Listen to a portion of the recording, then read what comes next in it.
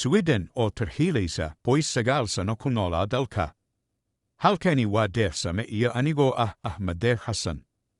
Laanta socdaalka Sweden ayaa go'aan ku gaartay in dalka laga tarxiilo hooyo Neela iyo 4 carruur ah oo ay dhashay kuwaasi oo dalka Sweden ku noolaa 9kii sano ee ugu dambeeyey.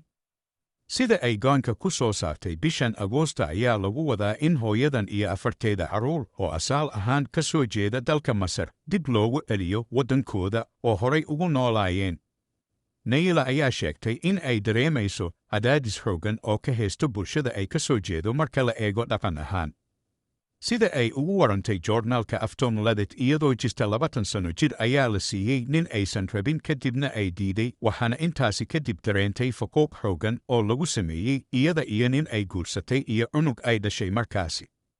Sanadkii 2014 ayay iska dhiibtay Sweden waxaana 2 sano kadib la siiyey diidmo iyadoo lagu amray in dalka ka baxdo, laakiin intaasi kadib waxay Sweden ku dhashay 3 carruur iyadoo hadda haysata 4 carruur ah.